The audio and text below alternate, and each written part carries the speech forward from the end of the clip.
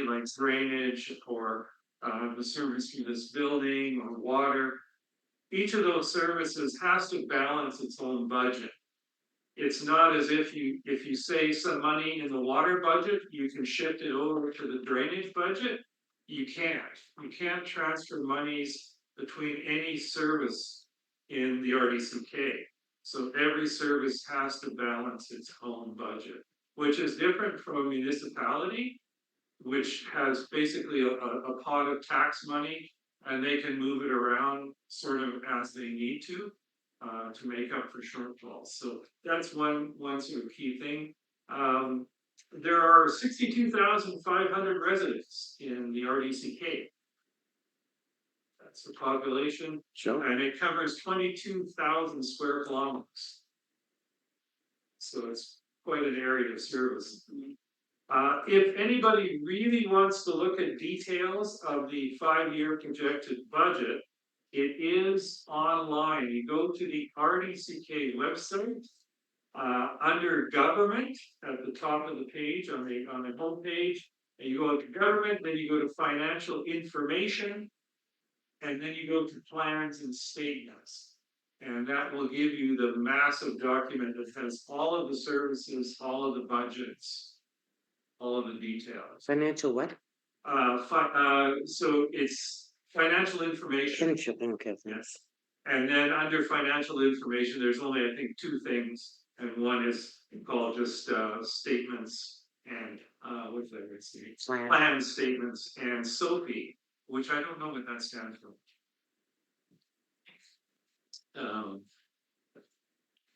And under plan statements. Oh, Joe can probably tell us. What Yeah, does so SOPI say? Sophie just usually means the report where it reports on salaries and of employees and board members and things like that. Oh, okay. Thank you. So it's a statement of financial information. Good. Under plan statements, is the title something for the minutes, please? What's that? You said where to go to.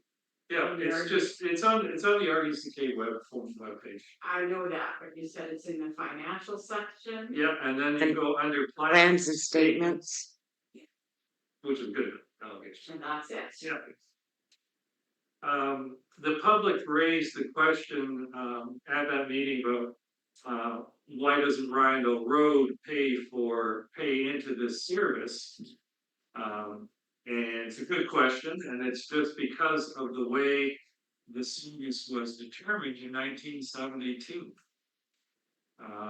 There was bylaw 117 in 1972 that determined the service area for this building, and it only went about like a third of the way up the Riondel Road for whatever reason at that time.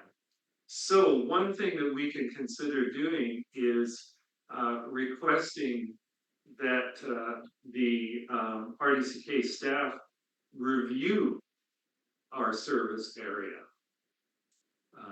to see if perhaps it's no longer equitable, or it maybe should have been different. So that's something we can look at possibly doing. Yeah, that's because there's a lot of people from outside that area that use our services. A lot. Building, yeah.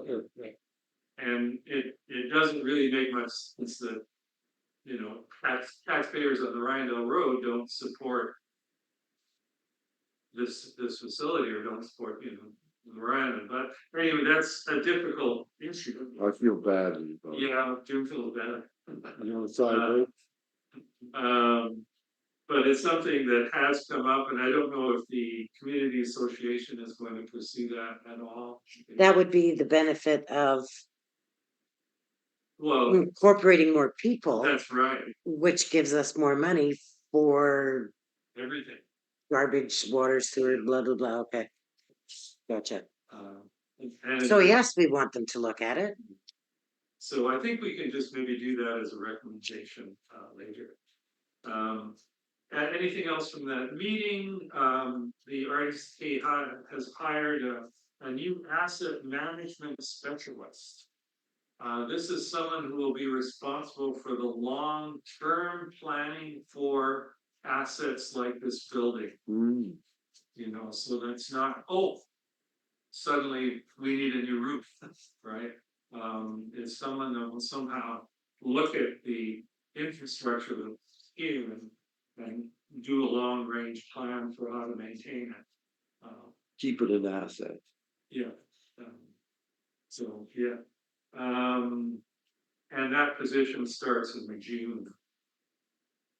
Who's paying for that? That's in the RDCK budget. Okay. He'll be an art staff person. One thing I think Gary mentioned in the things, one source of revenue for some communities has been a community forest program where they manage a local forest and get the income from that. Creston does that. Harrop does that. And Gary always thought that this area could probably do something like that because apparently the government has opened up forests for community forestry. There are more opportunities now than there were before. But that would take a really concerted group to take that on. What would they be doing? Well, they would be managing a small logging operation in our area. I see. I mean, they would have they'd be working with professional foresters and loggers, but still, it would be a pretty responsible sort of group Right. to do that. But it would give local control to some forest lands here to this community. And also any revenue that was generated would go to this community as well. And that's something Gary might want to talk about more when he's here. With a young crowd. Yeah, that would be a good thing probably to get some younger people involved with. Yeah, get them a job, eh? Anyway, so those are some of the things that came out of the budget meeting, but as I said, it was good to see a fair number of people turn up for that. And all the details of individual budgets are online. All right, going down, the community association initiatives. A couple of things that it's actually been the group has helped us a lot. They just cleaned all of the stage area, cleaned it right up, organized it, washed it, cleaned the storage room by the auditorium there. Things like that really help. They're holding the Spring Flame Dance this Saturday from 7 to 10. It's free, and if you want to donate, they'll take donations. It's the Living Room Legends, so our own local musical heroes will be our band. So that's coming up.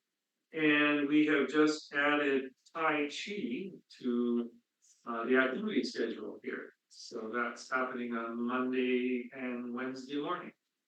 It's been going on for a while. Yeah. Yeah. Oh, has it been that long? Yeah. I thought they stopped for some reason. He was late. Yeah, right. Monday morning at when? 10 o'clock and Wednesday morning at 10. Can I just ask one question? Was there much friction over the $4 garbage tags? No. Okay. No. All right, good. All right, I think that's it for the community association at the moment. And as I said, they might be interested in the extension of the service area as well. Unfortunately, I found the actual bylaw in our files, but there's supposed to be a Schedule A attached to it that actually tells me what the exact area is. That's missing. So I've asked Janet Chapman at the RDCK office if she could possibly track it down. Now, the area that they could log, we could log, is that what you're talking? No, the area that would pay taxes for a Oh, year. okay. If that's when, it's actually identified.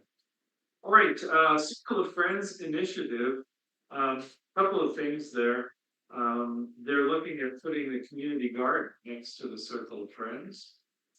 they've applied to Columbia Basin Trust for a grant for a community garden. It would be the hillside next to the fire hall there. That sort of scrub hillside. Big southern exposure. So that's in the works, and unfortunately, I've just learned that we have a problem with the hot water heater in there. And Don Horvath, I didn't, Keith had looked at it, but he wasn't sure what was wrong, but Don Horvath was there today, and he thinks there's a broken water line underneath. So he'll check it tomorrow after he finishes at the ashram. But you know, if that might account for the fact that the circle had a really high power bill. Their last power bill was very high, and if the hot water tank wasn't working properly, that might have been a factor. Anyway, surprised because unless something froze during the winter, it's cold in winter. So I've been surprised. But then again, I think this is the first winter that the building has been used during the winter. So Right. anyway, so that's unfortunate, but hopefully we'll find out tomorrow what's wrong. All right, new business, tree pruning. Just so you're aware, the commission quite a few years ago did say that we would pitch in to pay James to maintain the orchard there. I think at that time I couldn't remember if it was $300 or $400 that we said that we would contribute to that. He didn't do it last year, so there was no charge to us last year. He did it this year. Looks really good. The orchard down where The orchard up here. Across from Russell, Oh, besides where Florence used to live. Yeah, Florence Terrace place. okay. It's a really nice little spot. This year it costs more. Probably cost $600, but I want to keep to our $400 commitment. So Charlene and I are going to round up about 4 people to kick in $50 a piece to make up the missing amount. It's worthwhile. James would like us to consider over the long term, possibly taking out one of the old trees that's sort of rotting and planting a new one to sort of start the next generation there, which is not a bad idea. He would look after it. I think he's a pretty solid guy, so I think because that's the thing we would need is someone to really look after that new tree once it's in. So there would be some expense, you know, the cost. I don't know if he would charge us for taking down the old tree, but purchase a new tree, you probably have to get fencing around it. But anyway, something to think about. You know, if that's a good idea. Springtime's a really good time at tag them because well, not springtime, but they bring in trees that are just bare rooted and they put them in pots. And then in the fall, if you book them, you can get one in the fall and plant them in the fall, which is way easier on them. They're not getting nailed with the heat. And then by next spring, they're ready to roll. Right? So the fall would be a time to get it. So does someone just want to make a motion to suggest that James Lynn go ahead and investigate? Sure. Mills and Lynn secondary. And then he'll get us a cost estimate and we can put it in motion formally. They'll let him know. Good. Oh, so all in favor? And 7.2 community service meeting update. I met with Joe and Jenna Chapman a little while ago. Main topics of conversation, I think, were streamlining our accounting procedures for the office here because it's been really challenging for Cheryl to deal with multiple contacts at the RDC office and multiple sort of requests for how to handle things like rentals and invoices, so, they're trying to work out a more streamlined, simpler sort of approach, that works for everyone. Isn't it? Yes, that's, community service meeting update. 7.2. Cheryl. And what else came at that meeting? Joe let us know that Carrie Gaynor got a $50,000 grant for the playground. Whoa, So they'll be doing some improvements in the playground, which is certainly can't hurt. Though nowadays $50,000 doesn't go as much. Couple loads of gravel done. As far as it used to. And related to that, I'll just throw this in because it fits. Tech is delivering the cable for our playground fence that they donated on the 15th. So Nice, we'll have nice. 500 Grants feet. on top of that, Matt? Yeah, 500 feet of cable. And the only other thing, perhaps, is that the RDCK is still working with CBT to see what they can do with this building. As far as Joe is thinking in terms of sort of packages of work, I think that's $300,000. Not a multi-million-dollar kind of thing, but just chunks. Maybe Joe, do you want to speak to that a little further? Yeah, I think excuse me to everyone through the chair. The idea is to try and target projects that can be completed without impacting other areas of the building so that we can keep the scope of a project within something that CBT might consider matching or at least contributing to. Okay, good. Thank you. All right, Crawford Bay Holland Parks Board. I called Leona Correa, who's the chair, I think, this Crawford Bay Holland Parks Board, and talked to her about this whole idea of maybe at some point getting together with us to look at the way that the service areas are set up. Because I think there are possible advantages for them to rearrange things and possible advantages for us. So that's something to look at maybe down the line. Yeah, I don't. Joe, do you recall what would the obvious advantage of changing the S209 service area for us is that it provides more funding for the community center, but you mentioned I think something as far as an advantage to Crawford Bay to relook at the boundaries of division.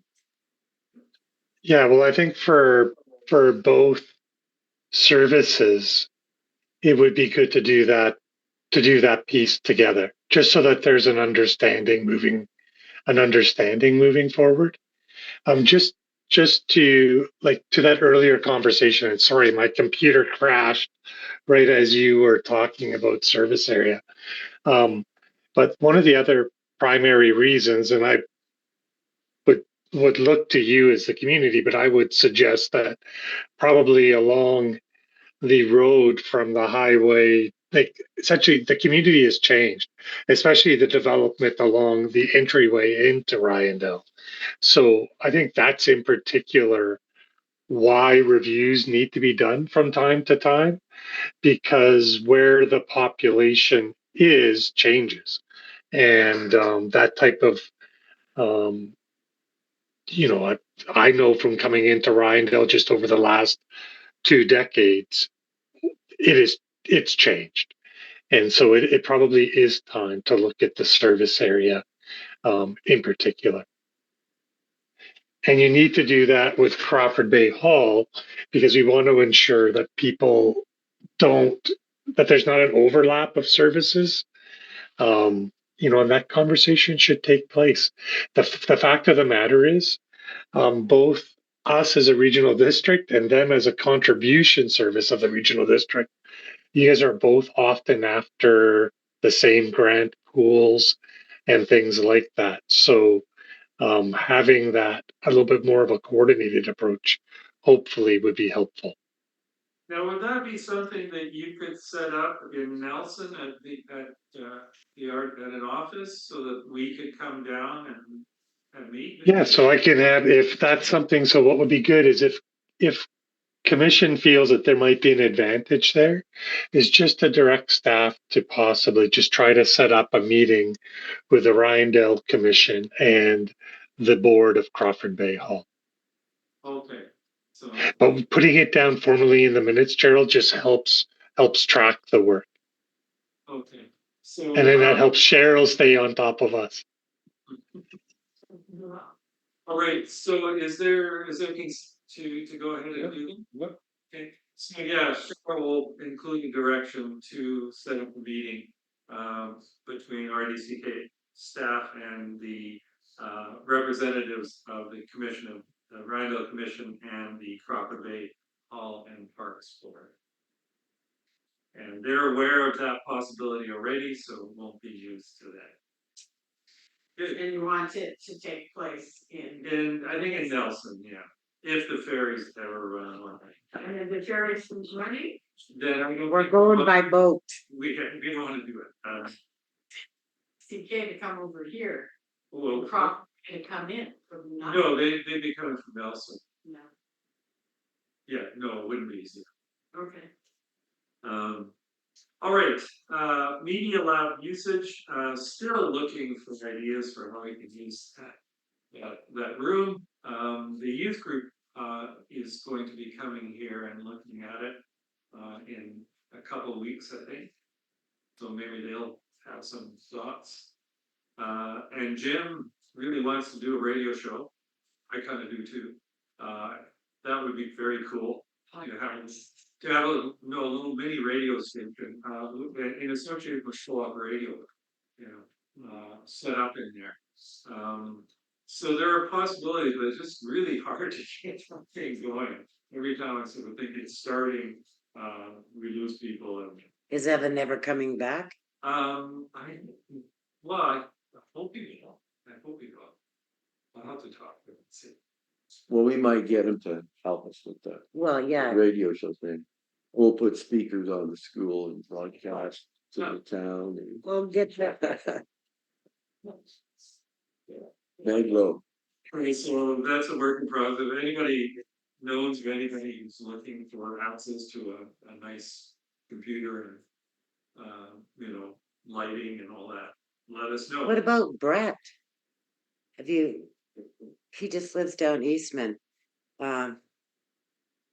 It's a French last name. Him and his wife live. I don't, yeah. They've rented that yellowish house right at the bottom of Eastman for ever.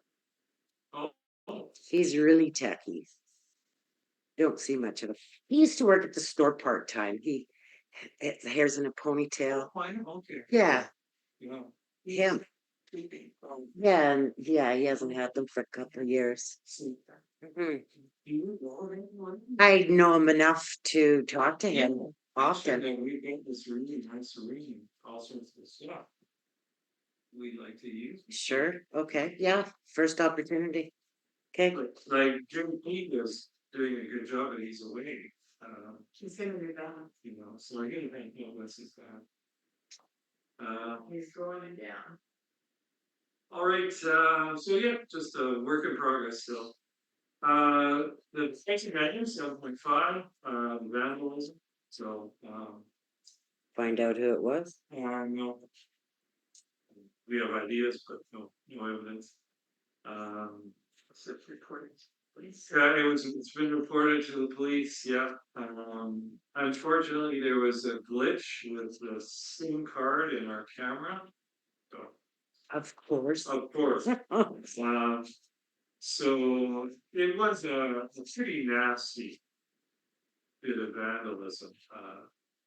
Not just stealing 2 fire extinguishers, but shooting them off in the furnace room. Yeah, And that's makes your skin crawl.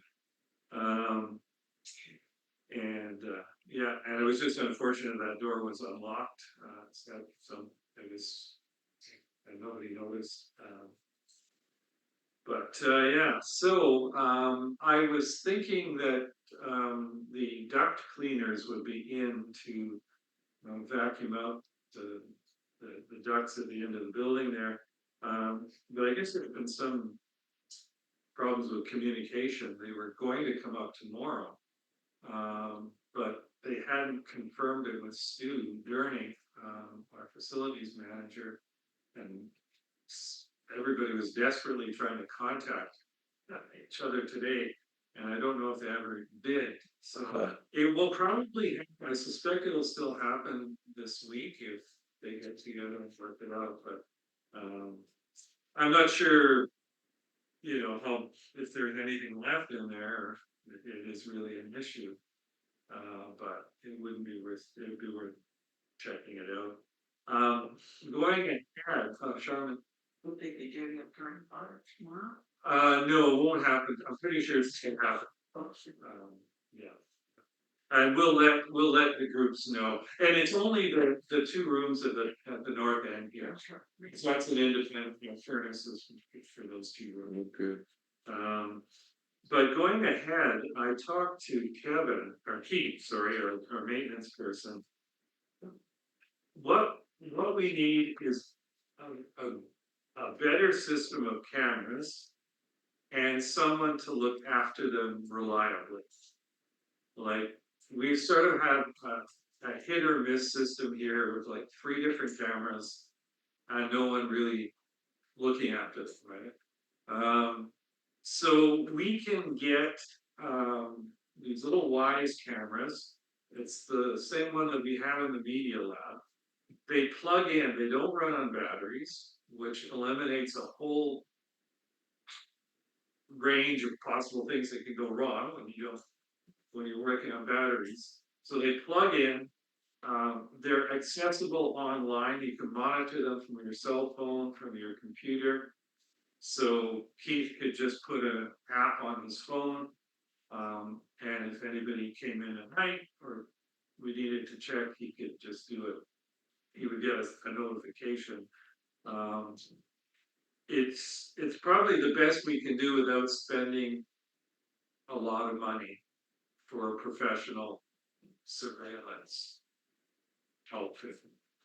I think the golf course spent, geez, I might be totally off here, but about $800 for 4 motion cameras, and Mike can see those on his phone. He can see it on the laptop at the golf course. He can So maybe Mike could help us out.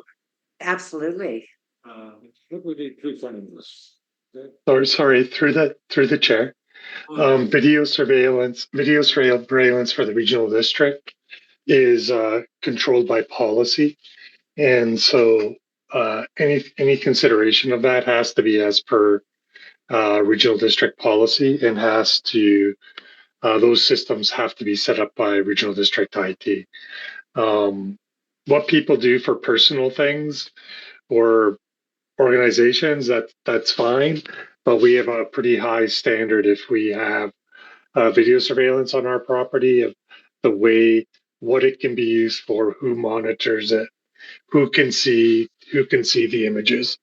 So I wouldn't run down that path without having RDCK IT services do an evaluation. Okay, so how do we put that in process then? So it's a good question. It's not part of this year's budget plan, but that doesn't mean that we can't do it. I would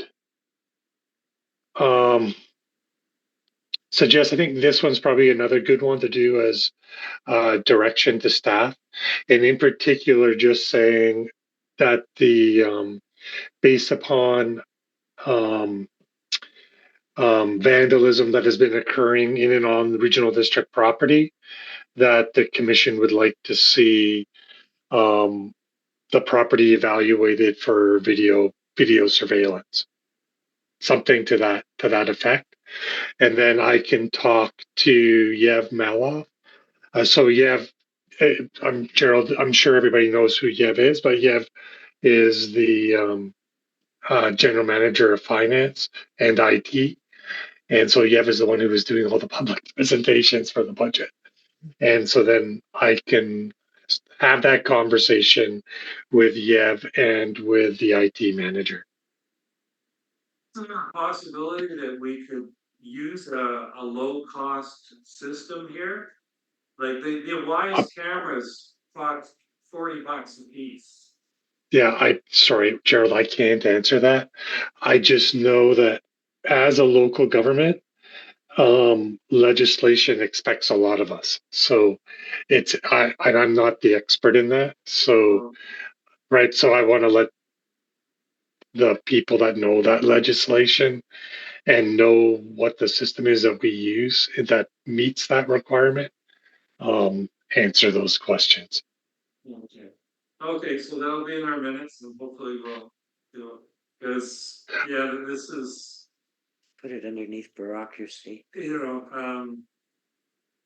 Yeah, so and just be clear, it's not bureaucracy. You are a government service. You have a high level I know. to meet. I know. Privacy is important. yeah, but we definitely need to look at something because this was quite serious. It's not a bit of spray paint on the wall. Okay, so we'll follow it up in our next meeting. 7.6 process for selecting new commissioners. He may be in the unusual position of having two people interested in joining the commission. No, No, I know, it's shocking, isn't it? They volunteered. Um, and at this point, we only have one position. Well, you might have they can fight for it. that too. We might have to, but I take bribes. I'll step aside if two people want to come in. well, I don't. Yeah, it shouldn't mean someone steps aside. I mean, you're obviously interested, so we really don't want to lose you.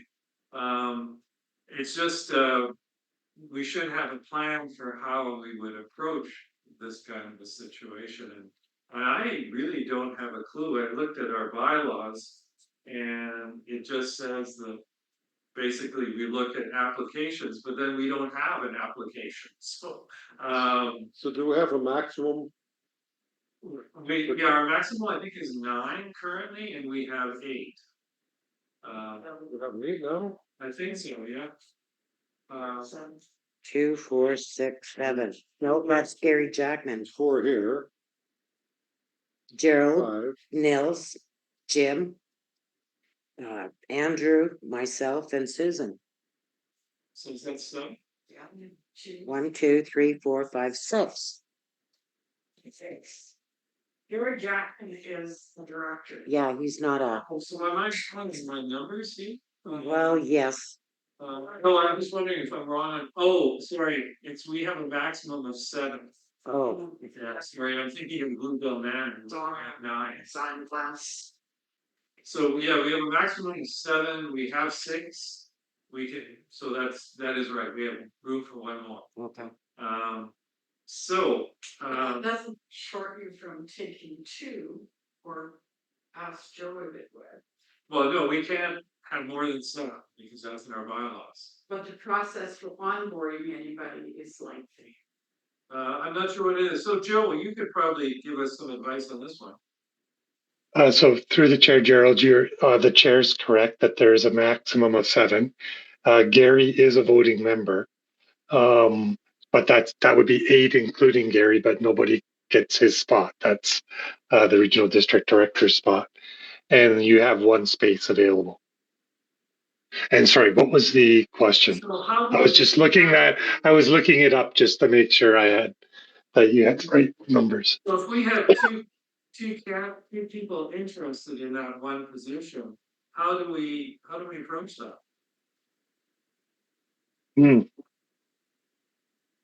Well, oftentimes, in the end,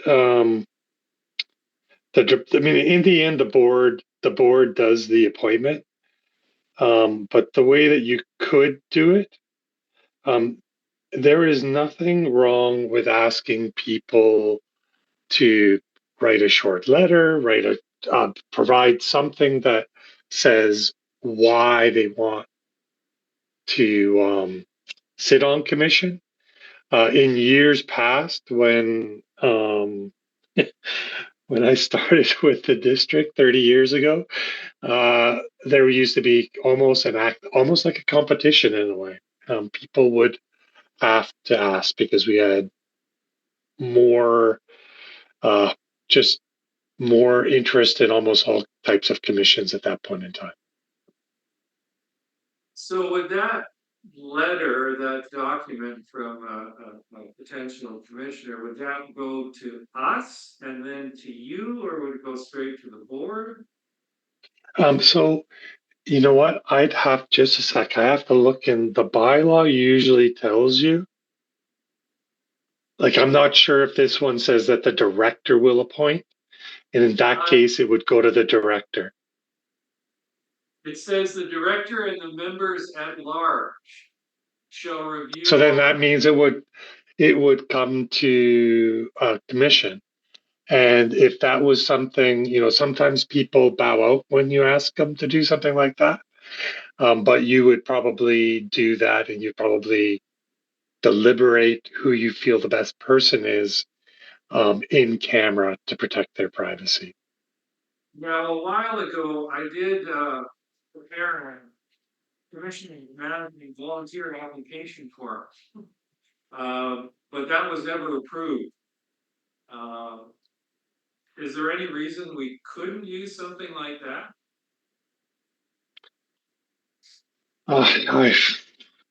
So now this part is bureaucracy. I would have to get that checked by corporate. But if you were to provide that to me, Gerald, I could have Angela Lund review. I was just gonna jump into the corporate document piece and see if there is anything in I there. think Angela or Jenna might already have a copy, but I could find it again and send it out to you. Is Okay. Andrew still with us? I believe so. I forgot.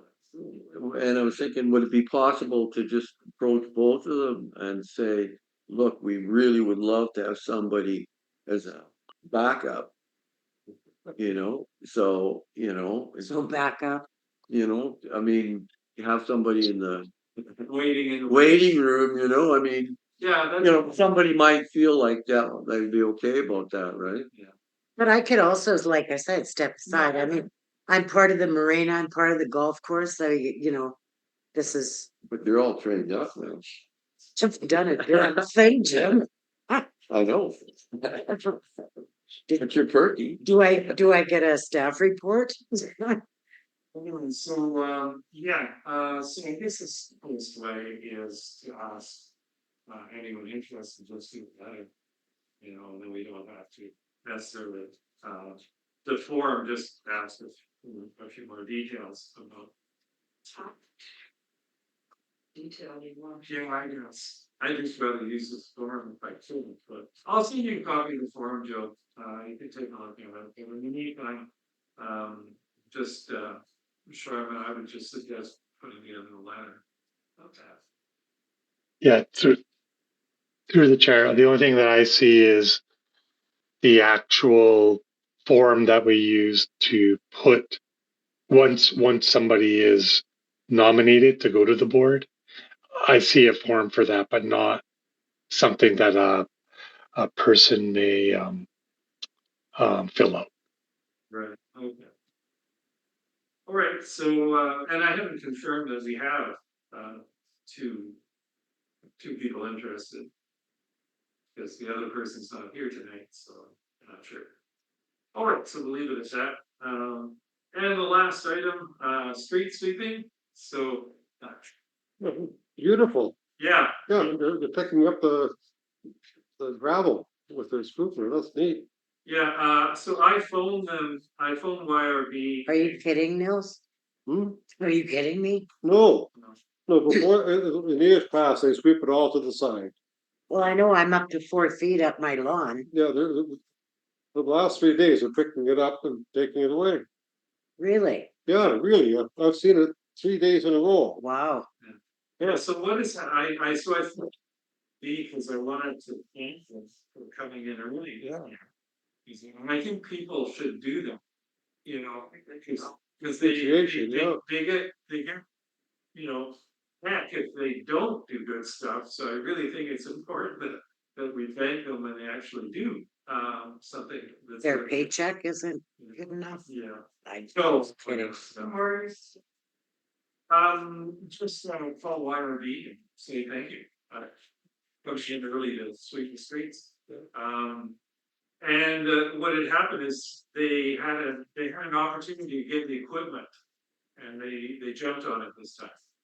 Oh, the one that actually picks, oh, yeah, So, well, yeah. it's been 10 years So, since they did it before. yeah, so, yeah. So that's good. So yeah, see if you can email just to the ministry of travel. Well, I appreciate knowing that, because And the other related thing though, and the other thing I also had to point out that they might have put some of that stuff at the junction of Riondel Road and Fuller on that corner. I'm not sure if they did or not, but I don't think anybody's really aware that that's sort of a protected riparian zone there, and that you shouldn't be, you know, you should be doing, you shouldn't be doing sort of human, they say clearing that culvert here. So I mentioned that to them, so that, yeah, because I don't know if they actually dumped anything there or not. No, I saw today they're putting their dumpings into a dump truck. Like all the ounce and So stuff. that's not an issue. Anyway, thanks, and I told the people are sharing, we had a little sign there saying, you know, like, skunk cabbage swamp. You know, just that it is actually a neat little area, and that might sort of get people's attention, just to the fact that it's there. So maybe at some point we can get a little, so, but we need a name for it. the deer really like that corner, you know, partly they like that corner because the salt gets brushed off the road into that. is that on the golf course side? Yeah, It's just on the corner when you. Yeah. And they actually, if you notice, they did scrape it on both sides of the culvert to drain the road more. And I think it made a difference this year. I didn't notice it icing up as much this For year. some reason, the water is still coming over top of the road though. Oh, it is, yeah. Yeah. I don't know why. Wow. But maybe it's draining off better now. Yeah. Anyway, so that's the sweeping was good. All right, public times. And actually, area directors report. area directing, it's not on this agenda. He's not here. Unusually. Why is it not on this agenda? Well, the agenda was redone and it was added, so Oh, I changed it after. okay. Yeah, so Gary's not here, so that's not relevant. Yeah, and through the chair, just so everyone is aware, Gary's traveling today. Oh. So yeah, so I don't know the details, but I know that he's traveling because we haven't been able to speak to him today. Okay, he might have mentioned something, but I don't recall it from last time. Public time, Sherman, anything? The only thing I was going to ask, well, I was going to ask about, something we've already covered, which is the bylaw of the churches to the community center. But I was wondering, do we know if the golf course is coming off of our water? Is this going to lower our water costs or raise them? It'll raise them. And raise them. They got a pawn $17,000 off on the residents, which at one point I heard was gonna increase by $75. Okay, so what they're looking at doing is using, I think, some of the reserve money in the water account to soften the impact of that. So they'll draw a portion of that lost revenue out of reserves, so that the town is not absorbing the entire. It's so silly because when they built that, they didn't even know we had a golf course or a campground. So like, why are the residents suffering? Because the golf course finally, after 5 years, got their license approved to haul water out of the lake that's 96 miles long. Like, it just boggles my mind. And we're paying out for water, like, as it It is. used to be $100 a year, and my in-laws watered 24/7 for 3 solid months. Water treatment plants. Exactly. And they do often relate to nowadays.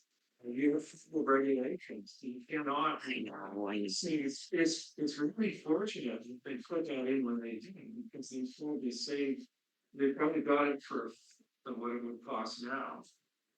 Or less. It was only done properly in the first Well, place. it was, dark climate services this town perfectly well. It's just not designed to service the town and the golf course. You know, you don't build a water treatment plant for a golf course. You build it for a town. So once the golf course isn't on, that plant will be more than adequate for our needs. They've been on water restrictions for years. Well, that's because of the golf course. No, I mean the golf course. Yeah, well, yeah, but even with water restrictions, they're using 25% of our water every summer. 1/4. You know. So, Yeah, it's just boggles my mind. um, but what the mind-boggling thing is that we use 1/4 of our water on a golf course, treated water. Yeah, They never wanted to do that in the first place. Um, but that's your only water source. Yeah. Exactly. Anyway, the change is for the better in the long term. It's a lot less strain on the water system, and you won't be running into restrictions the way you're running it now. The last summer was good. We were never under stage 3 at all last summer. But yeah, but you're a good question. It will impact, but hopefully not drastically. But it's it's a challenge. All right, next meeting is May 6th. Yeah, that's very unusual, actually. It does help to start half an hour early, Modify pool? still sunny. Yeah. Well, Great, so I think that's it. I'm looking to adjourn. Oh, Jim, you done? Oh, thank you. And Joe, thanks for joining us today. Much appreciated. No, I knew you had those service questions, so I just wanted to be here in case you needed some support. So Appreciate it. Thank you. Yeah, and hopefully we'll be seeing you about the service union stuff. And I'll try and get you that one document on the volunteer from the yeah, commissioner. and no, thanks, Gerald, and everybody. Thanks for being on commission. And I'll log off now. Have a good evening. Okay, Thank you. Thank you. I didn't hear. We're missing 2 commissioners, correct? Yes, we are. Francis.